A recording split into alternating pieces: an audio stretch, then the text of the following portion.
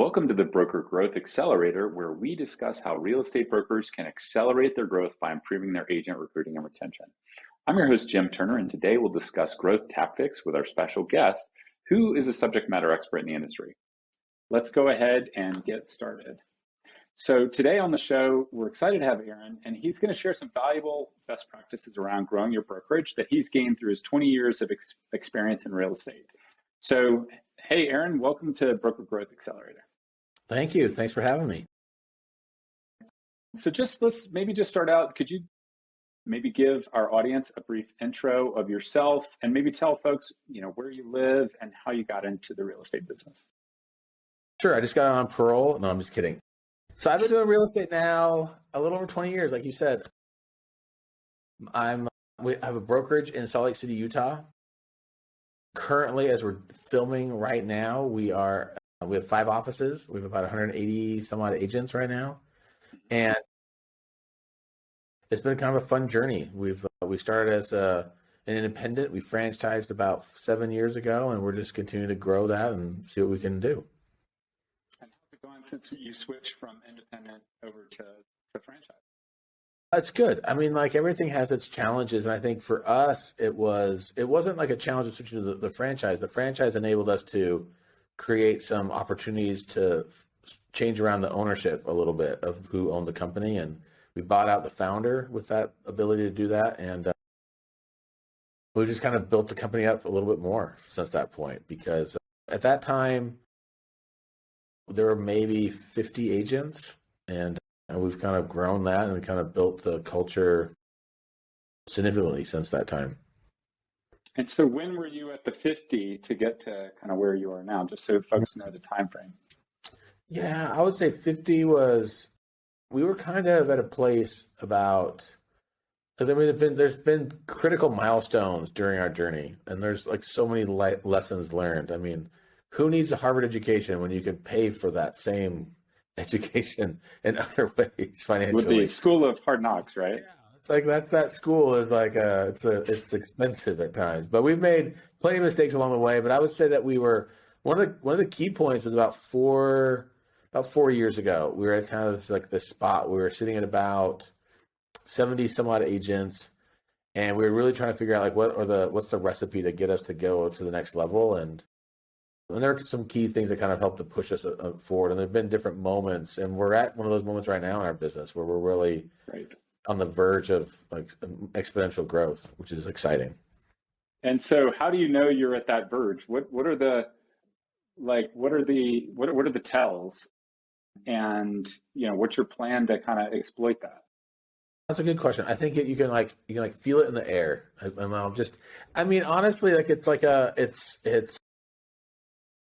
there's like different moments where what I've noticed, at least personally, is that every time my brokerage is moving forward, the bottleneck is always going to be me. As the leader of the company, like I'm the one holding it back at all times. And when I'm finally able to let go of different things, it just lets things flow better. And what we've done over the last several months is hired some key people, brought the right people, like the systems in place that are going to kind of allow things to move forward. And honestly, the more I move out of the way from different aspects of it, then I'm not the bottleneck anymore for the company's growth. Yeah. So one of my coaches talks about buying back your time, and he basically says exactly what you did, but the way that you grow is you don't hire people to handle a function. You hire people to buy back your time to work on more valuable things, and they take the less valuable things. And so it sounds like you're kind of buying back your time by bringing in leadership. Yeah. So what do you think, what are the functions you're trying to bring in, and what's the sequence? Because I think the sequence matters too. Yeah, I mean, I think there's a couple of things that I've noticed and learned over the last little bit. One of them is, I mean, typically with a brokerage, you're watching your P&L, and you're watching how you can piece things together, and running a brokerage is not the most profitable business model of all models out there. I mean, it's just like the agents make the majority of the money. As a broker, you're trying to figure out like how do I fit this in? I've got payroll, if I've got brick and mortar, I've got expenses and those are costly different pieces. And the thing that I've really taken to heart is hiring people where we want to be versus where we are currently. So we've made some significant improvements on the level and quality of people that we brought on board because we are planning on them paying for themselves and more with the direction of where we're headed. Right. And that's something I've absolutely found in business, that if you hire people knowing that it might be a stretch, the more senior people are typically the people that are going to pay for themselves, right? But if you hire more junior people, they're the ones that are going to be more of a cost, whereas the more senior, right, even if it's a little bit of a leap and it's an aspirational hire, if they bring in kind of the leadership capabilities, they're the ones that are going to figure out how to grow the revenue and cover their costs, basically. Yep, for sure. Yeah, and so, obviously, we're in a software company serving real estate brokerages. It's a little different, but there's kind of a good sequence of certain roles that are less strategic that you should try to buy back your time from first, right? Like, so any kind of administrative tasks, that's the first to find, get your EA, right? And hand over those, right? And then you work your way up and try to keep yourself in the more strategic roles while you're buying back the time by hiring people to do the less strategic stuff. Yeah, definitely. I mean, there's one of the thought leaders in time management was a gentleman named Peter Drucker, who wrote many books, and he's kind of seen as a leader in that. And he would work with Fortune 500 companies, and when he was brought in, the first thing he would do is he'd have a stack of 3x5 cards, and he'd have those CEOs use that stack, and they'd have to write down on each card what they did on that 15-minute increment. So he'd have them write down every 15 minutes what they did. And then he would come back 2 weeks later, and they would go through that stack of 3x5 cards and really analyze and take a catalog of where time was being allocated to give some real awareness of how time was being spent. And for me, my role really is to be the chief visionary person in the company. Like, I'm the one who has the big picture ideas. I'm the one who's creating the direction, and the culture is kind of resonates off of where I'm headed. Now, coming up with ideas is never a problem for me. And one of the key things we've done is bring somebody on board who's kind of been promoted into a leadership role to be kind of my number two, to be like an integrator, to be someone who can put in place like all the different ideas and kind of hold at bay some of the ideas that maybe not right now is not the right time to do them, and then finding the right leadership team to kind of supplement all that. And so, based on the terms you just gave, are you a fan of EOS? Because those sound like they. Yeah, we read the book Traction last year, and it really resonated, and we kind of moved into that direction using EOS as a process and a system, and we kind of started to do that last December, and a lot of my friends in real estate use that system too. I didn't realize that at the time, but I've come to know many of my close associates across the country are using that model. Right. And we actually are kind of on that same journey. So we started down the path in spring. Oh, cool. So I'm in a coaching group with other software founders, and several of them recommended that we take a look at that. And we started adopting it in spring and have seen, great results. So absolutely. Your L10 meetings, you got your quarterly, your big rocks, everything you're working on. This is really good. Yeah, no, great. And so out of those, the Traction tool set, like, which ones do you find most valuable? I think what it's done for us is it's been able to simplify the process, and it's really kind of narrowed down our leadership team a little bit to find out where people are at, but putting some accountability in place. And one of the things that I've really realized is that we had a lot of expectations, but we weren't inspecting what we expected. And having real inspection on what our expectations are, that's really not my strength as a leader. I'm not the best at that. I just kind of expect people to do what they're supposed to do, but that doesn't always hold weight. And so I needed to bring people in who could kind of help to facilitate that and make sure that things are getting done what was supposed to get done. Yeah, and for us, I would say, we're still kind of on the journey and we haven't conquered everything. The L10 meetings in particular, definitely not fully cracked, but the things that we've seen a lot of value out of are the weekly scorecard with everybody has a number. And it just brings a huge amount of clarity around figuring out what the funnel is. Everybody owns kind of a step, and it's very clear who owns it. And also what you need to, how do you hire for someone who will be successful? And it's also clear, like, if there's a bottleneck, where it is, essentially. And so that's been great for us. Yeah, it's good, and then you've got like different people over different roles, and they know who's being held accountable to who, and you've got that all lined up, which is a huge help. Right, right. Great to hear. Great to hear. So the integrator term was the tell there for sure. So yeah, I didn't really too much. I mean, but that is. I mean, I like there might be people watching this that are like, EOS, I don't even understand any of this garbage. Like I would say, like my role, like the easiest way to explain it to my agents is that, like, I'm like a really good starting pitcher. Like I come out, I've got like a strong arm. I'm good at those first couple innings. I can throw the ball pretty hard, and when it gets like about the sixth inning, I kind of start to like, maybe I'm kind of tired of this game, and let's go start another game. And like, I just needed a bullpen to come in and like finish the game out for me.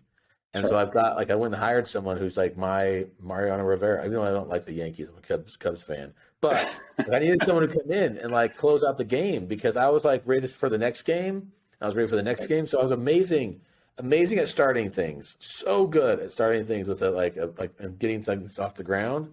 But then I just got bored of it, or I just got kind of like, I don't know. I'm off to the next one. I needed someone who could take things across the finish line, and that's been a real game changer for us as a company. Right. Well, and for those listening that aren't sure what we're talking about, so you can go out to Amazon. There's a book called Traction by Gino Wickman, and if you just Google EOS Traction, you'll kind of find it. There's multiple books, but that's the first one. So. That's a good one. Then you'll probably jump into Rocket Fuel is the next one that kind of talks about the relationship that the leadership has, and really good books. Yeah, awesome. So kind of moving on. So you're out in the Salt Lake City area. Like, how's the market there now? Always exciting. Salt Lake's an interesting market. I mean, we went through some crazy growth over the last couple of years. I mean, it was us competing with Boise pretty much for the number 1 and number 2 slots for the last couple of years. It's like for appreciation and growth and a lot of different metrics. Still a lot of people moving here and a lot of growth because we have a lot of in-growth population from people having kids here and the different population size growing. But it has been, I mean, our inventory's increased a lot lately with the market making some adjustments, which is, I'm excited about it. I mean, we've been preaching and talking about this to our agents for the last couple of years, and it's like finally coming true what we have been talking about. And so I had a call this morning with about 30 of my agents, and I was just, man, this is awesome. Like, I like it for many different reasons, but yeah, it has changed dramatically over the last several months. Right. And I'm out in Denver, which is a pretty similar market. We might be a little ahead of you in terms of kind of appreciation, but trees don't grow to the sky, right? And at some point it's going to revert back to the averages, right? And the amount of growth that we've seen in the last few years just isn't sustainable long term. So without us, our currency going into complete hyperinflation. Wages just haven't gone up enough to justify the prices. So that's the challenge. That makes it tricky. And so I'm guessing some of your agents out there are maybe a little worried by those changes. How do you kind of coach them on, the opportunities? Challenges bring opportunities. How are you coaching them on what those opportunities are out there? Well, the two things I would focus on, number one, is that over the last couple of years, you had a lot of people who have had success in real estate because the market just allowed that to occur. Like it didn't take any real special skills, didn't really take any real like market knowledge to slap a sign outside. And some of you didn't even need a sign. You just like threw a house on the MLS, and then magically you had multiple offers and people paying overprice or over the list price, and then you have people posting on social media, look, I'm the greatest ever, look at how easy it was, and look how much money I made these people. But for anyone being in the industry, I mean, there's nothing magical those agents did to like create those results. And the hard part is a lot of people who have kind of built their business around like the simplicity of how easy that process was. It's like a person going to the gym and they're lifting weights, but there's no weight on the bar. They're just lifting an empty bar, and they're like, look how fit I am. And they just haven't had any challenges to that. And so now that we're moving to a market that like now it's kind of a little bit different deal, those people who are kind of used to running a race downhill with the wind at their back are like, oh, it's kind of going uphill a little bit, or there's some hills, and it's a little bit more challenging. So what I love about this market moving forward is that I look at it as like a great reshuffling. Like it's like the reshuffling of the deck, and people are going to be dealing these cards back out, and it's going to create a lot of opportunity for people to really find success. And it's going to reward the people who are showing up, that are doing the basic things, and they're being consistent with it. And now you're going to see people who are successful because they've earned that success. Whereas before you saw success and it was just, I don't know if it wasn't, I wouldn't say it's not totally earned. It just was like some of those people just didn't even know what they were doing, and they still were raising trophies to the sky because of how well they were doing. But that changes now. That becomes a whole different ball game now.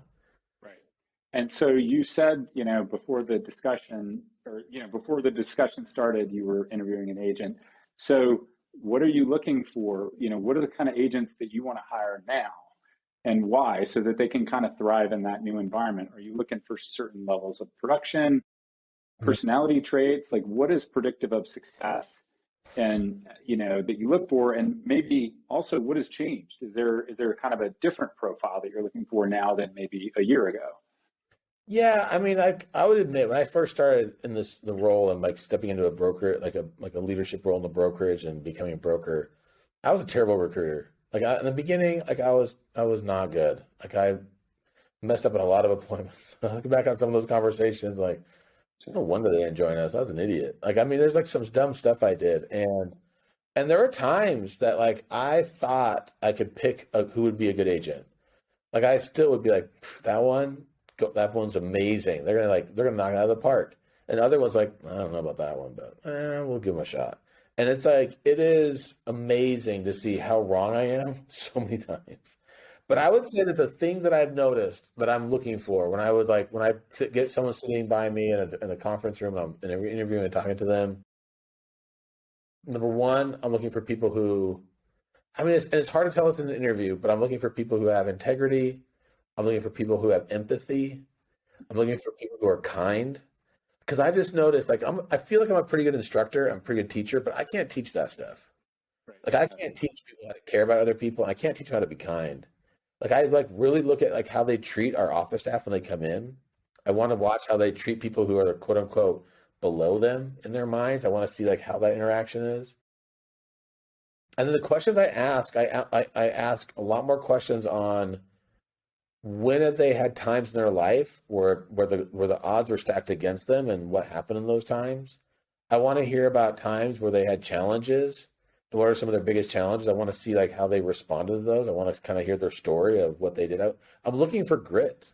Like I'm looking for people who fought for something they really want. I want to hear what their fighting ability is on that.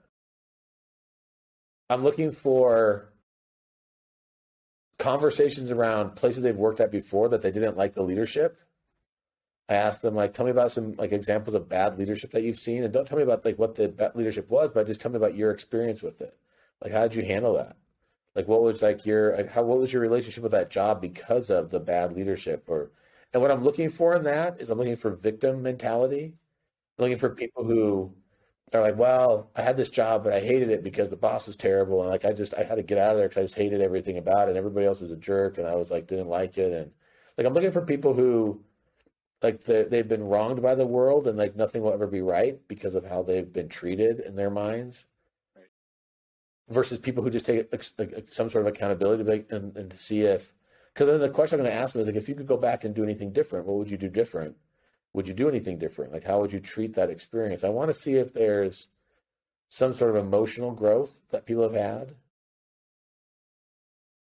And probably a far off one is I asked them about like their like growing up. I asked them about their youth. I asked them about their teenage years. I asked them if they did anything outside of school. Because what I'm looking in that space is I'm looking for people who did sports or did music or did other activities. What I'm trying to find are people who did things when their body didn't want to do it. Like, did they, like when their body was like, I don't know, I'd rather play video games, I'd rather just sit home and just relax. Like, do they have like is there a chip in them? Is there like a fire behind them? It would be like, you know what, my body doesn't feel like it. but I did this anyway. Like I did something where I didn't want to do it because I just feel like there's some key moments in real estate that you just don't want to show up, and it's really easy. Yeah, I've found, especially in sales, anybody you can hire that was a collegiate athlete, especially Division One, they will be amazing. One of my best hires he was the coach of the soccer team at Indiana University, and he was just so calm under pressure, so well composed, amazing at building relationships, but just always whatever he said he was going to do, he got it done, and everybody loved him. So, and I think like that breeds that kind of environment. So, but even if they're not at that Division One collegiate level, Yeah. I think it, even through high school and college, I think it does. It Yeah, sounds like you see the same thing. yeah, like I mean, I look at my son right now. I've got 4 kids, and I've got a 13-year-old who's playing football right now, and Right. he just gets hammered by the coach. My son's playing center. He like plays on the offensive line, and Right. like he had a practice 2 days ago, and that team just got reamed by the coach. It's like going at him. Yeah. And I thought, what did you got in the car? We were driving home, and he was just like all sullen, and he was just kind of like distraught. And I said, and he's like, oh, so I'm like, dude, this is amazing for you. I know you hate it, but the fact that you're like putting up with this stuff right now, and the fact that you're going to go to practice again tomorrow, it's like this is amazing for your personal growth because so many other people would just be like, that jerk, I'm never going to go back. I'm out. I'm not going to do it. Like, you're going to have times in life when people say things to you, and you're like, and like in the end, your coach is just saying that because he has no other way of like lighting you guys up. He can't spank you. He can't like hold you hostage. He's limited to like verbal assaults on you, and that's all he got. So he's just trying to light fire in you guys. I love that. So, I'm very sympathetic because I have actually a 13-year-old and 15-year-old daughter, 13-year-old son, 15-year-old daughter. And so the son's involved in soccer, the daughter's involved in field hockey. And so she's the 15-year-old. She just went out to try out for field hockey and missed getting on the varsity team. And they put her on the JV team. And it was tough for her coming to grips with that because she had some friends that made varsity. But honestly, it's kind of hard for them to understand it, but it's some of the best lessons that you can learn, right? That are going to generate kind of modesty and humility and the desire to achieve, right? Because now she really wants to get on varsity next year, right? And she's going to be highly focused on that achievement. Yeah, we live in a world where it's interesting. I'm trying to find people to join the brokerage who do not feel some sort of entitlement. Like I want people to have like some hunger. I want people to like fight for what they really want, and I'm looking for that. And we live in a world where like a lot of people just think they're owed something, and right. And real estate they're not owed anything when it comes to real estate. That doesn't work that way. So I assess that in a little bit different way, which is it comes from a book called Top Grading, which is kind of a methodology around hiring that I read, I don't know, a decade or so ago. And I don't apply the whole thing, but there were a couple gems out of it. But one of them that I found super helpful was you ask everybody, okay, who do you work for now? What's their name and title? And by the way, you warn them up front that you're going to check references. And you're like, okay, who do you work for? What's their name and title? By the way, I'm not going to reach out without asking them. And then you're like, okay, what were their strengths and weaknesses? And you have them describe them. And then right, and they'll try to say the strengths, right? You have to ask them to say the weaknesses. If they emphasize the weaknesses, then that's when you worry about the victim mentality, right? And it depends on what they say and how they say it. But then if you ask, the real truth serum question is after they've said that, and they know that you check references, you say, okay, now if I reached out to that person for a reference, what are they going to say your strengths and weaknesses are? And I've noticed that people are remarkably candid. If you're in a face-to-face setting, looking at them across the table, eye to eye, it is like truth serum. And most people cannot lie under that situation. But it's super telling what they say about their supervisor and their strengths and weaknesses. Yeah. So, and you can tell a lot about what they're going to be like by how they describe their relationship with their current, boss, basically. That's really good. Yeah, I like that. So yeah, check it out. That's a good one. And so how's your growth been this year? I mean, it's kind of a funky year. You talked about kind of green shoots. How's it been so far? And then maybe like, what's your biggest challenge that you're facing in terms of growing your business right now? And how are you tackling it? Well, those are good questions. I think I've got a lot of stuff on my plate, and this last year, as I try to delegate things out and move things away, I over delegated certain things that really needed to stay on my plate. And that was a really like hard lesson for me to learn over the last couple of months, because I had given up one of the key things, which really was the recruiting aspect. Like I thought I could like hire that out and not be as involved in the process. And it's been an eye-opening experience over the last month that I've stepped back into that and doing it at a higher level to really, because I help to dictate the culture of the company, and I see myself as kind of the gatekeeper of the culture. And when I step too far removed from the recruiting aspect and the recruiting process, man, that was like, it just did not get the results. It was a shadow of what it could have been. And so as I've stepped back in the last 30 days, it's night and day different. It's like not even the same at all. And it's been amazing where the pipeline of people and getting the right people lining up and the right culture fits. And it's a dramatic change. And it was just one of the many, many, many lessons that I've learned as I've been in leadership, and just how critical it is that I'm so involved with that process. Right. Well, I mean, a couple of things on that. So I mentioned earlier, I'm in a business coaching program for software companies. And I mean, basically what he said is, as the leader of your organization, I'm the CEO, he said, you need to be focused on three things, which is vision, talent, and making sure there's money in the bank. And if you're working on other things, you're probably, you need to delegate them. Right. Yeah. And so the focus on talent is critical. And one of the things that you kind of just talked about is culture. And that's back to EOS, that's something that's really enlightened us a lot this year, which is the focus on defining your core values and hiring for it.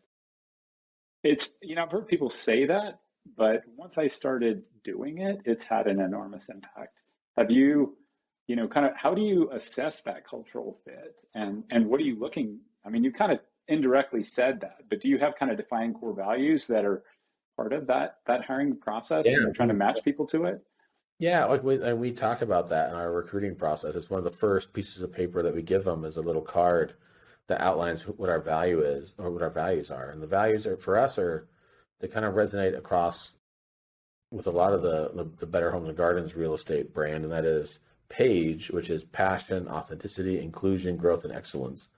And those core metrics are like we hire to them, we bring people on based on them, we let people go because of them. Like if people don't fit those core metrics, they don't fit that, like that's cool if they don't want to be with us. But we are, I mean, I've made like different people, we let people go because they weren't inclusive, or because they had no desire to be growth minded, or they didn't have a high level of excellence. Like I'm cool with like people not fitting that. They just and there's like plenty of other brands and companies out there that they'll fit better in. And so it's just finding the right people to fit that. And it's not like super strict, but it is like a certain mentality and a certain mindset to fit into the group. Right. And so you kind of described the screening process once they're on the other side of the table, but like what strategies and tactics do you use to source those candidates, to get them in for an interview that are going to most likely fit that? I think there's kind of two routes that brokerages go to hire people. There's a convincing route where they're like very proactively trying to convince people to join them, and there's a compelling route. It's a route where people are kind of drawn to it. And I'd say we prescribe more to the second route, where we do reach out and talk to people, but it's more of like on a compelling basis. It's like introducing people to who we are and our culture and getting a vibe of that and just seeing if they're the right fit. And it's not so much us deciding if they're the right fit, we let them decide that. So we create different ways for them to see behind the curtain and see a little bit of what we're offering, and just give them permission to be able to see if it's the right fit or not. And just like invite them. So I would say one of the key things, and we do this, I think one of the things that I've learned is that you can really tell a culture of a brokerage by how they recruit, because that's how they're going to teach and train their agents of how to get business.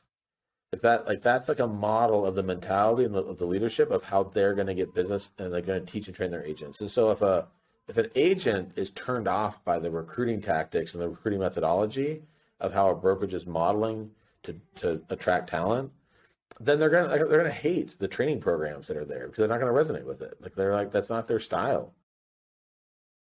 And I've just found that that's like a good indicator of like the to see if an agent kind of resonates with with what's being modeled before them with the recruiting process.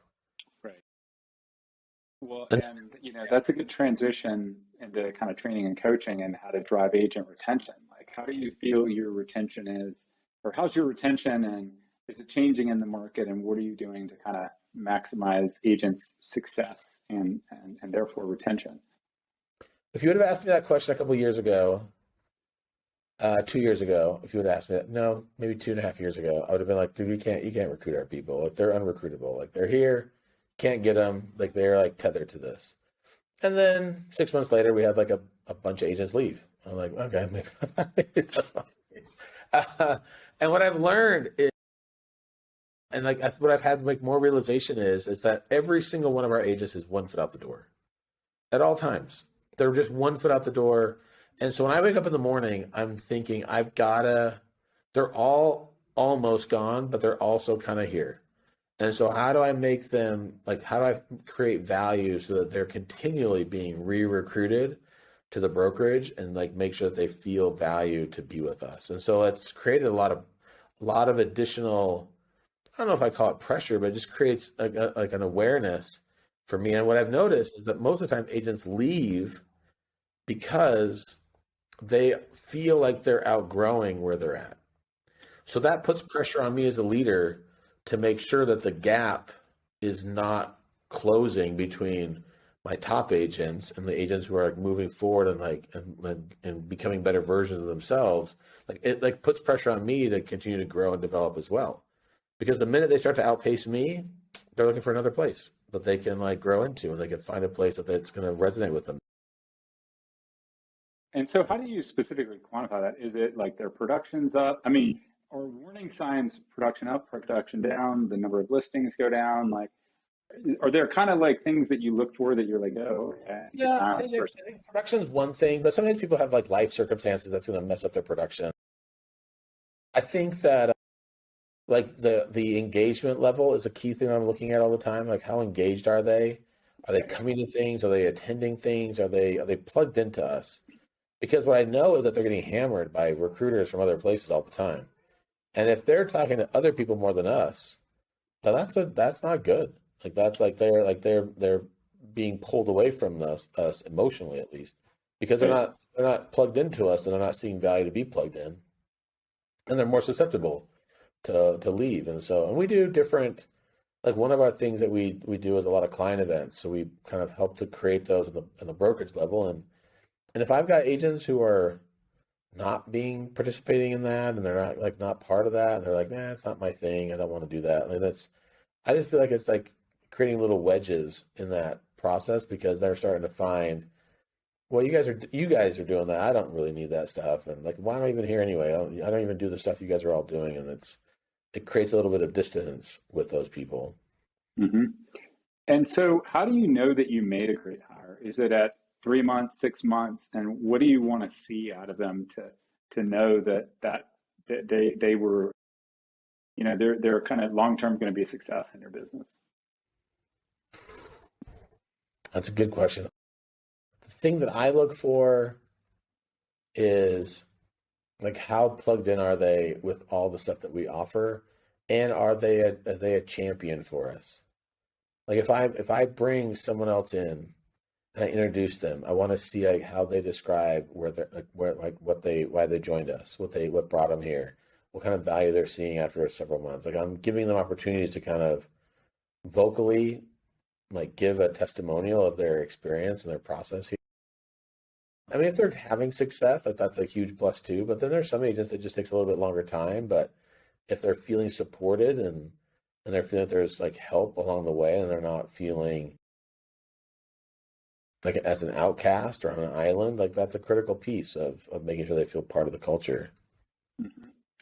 And so for the brokers that are a little earlier in the journey that have embarked on kind of building up their brokerage, but haven't gotten to where you are, looking back, what do you think are some of the keys that got you there that they need to be thinking about to continue to progress on it?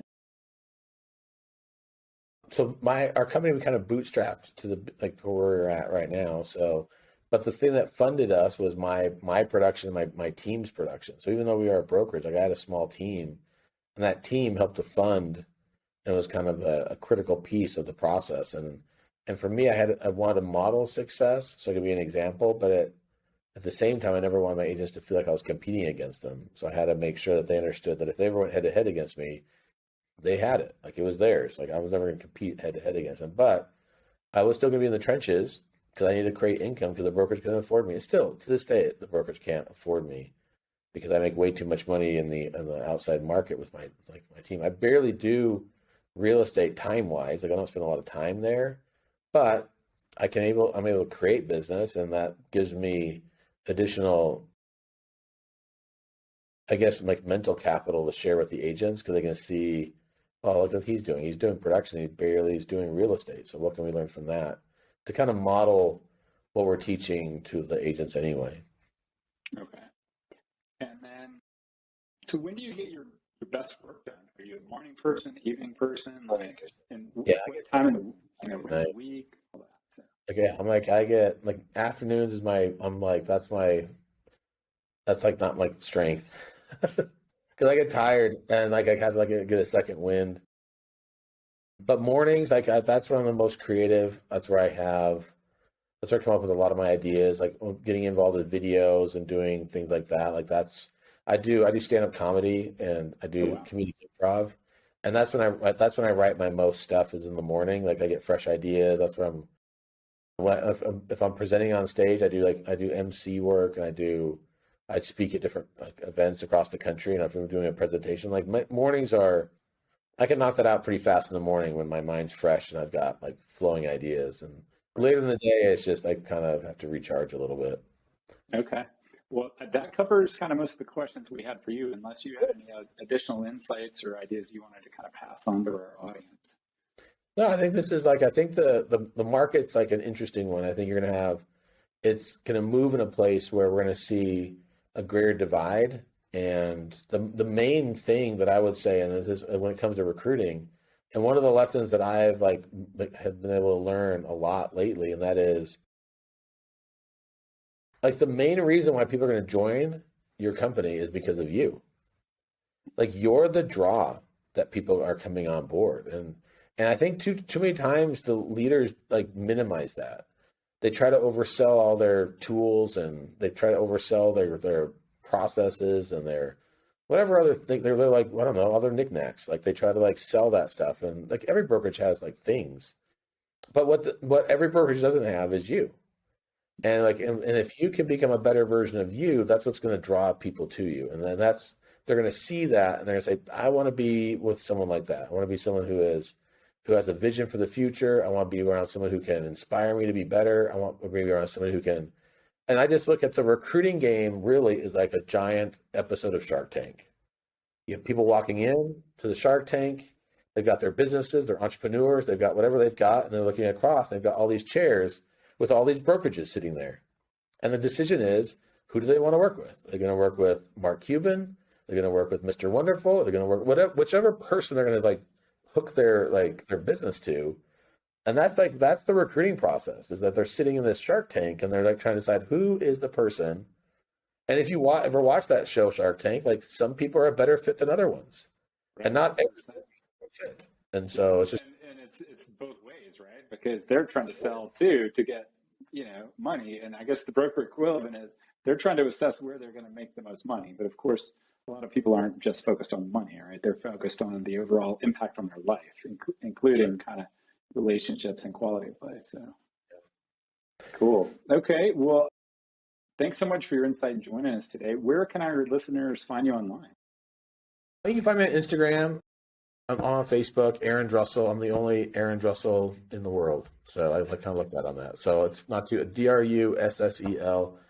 I'm all over the place. And we're actually launching TikTok. So that should be exciting. But yeah, I'm out there. Well, that must be nice having a unique name, because there's super easy. Jim Turners in the world. So. Yeah, it's super nice. The worst part is like if you go in and get the name, then if you forget the password or whatever it is, then you can't remember. Like that's always tricky. Because I like my very first Twitter, I'm like, oh, I got Aaron Drussel, but I can't remember, and that email account doesn't exist anymore. So I'm like, oh well, I'll start another one. So yeah, it's all good. Well, I did get the jimturner.com domain many years ago, and I get emails every now and again from people trying to buy it away from me. Oh, I bet. That's awesome. Yeah, Aaron Drussel, I'm not even worried about that one going, like, who's going to buy that dumb thing? Yeah, exactly. You never know, right? If you enjoyed our show, please add a rating for us on Apple or Spotify podcasts. And be sure to come back next time to hear more strategies that will help you grow your business. Until then, this is Jim Turner. And don't forget, you need to start putting some of these tips to work today. This podcast was created and hosted by Jim Turner. It was recorded and produced by Cassandra Lopez. The Broker Growth Accelerator podcast is a product of Brokerkit.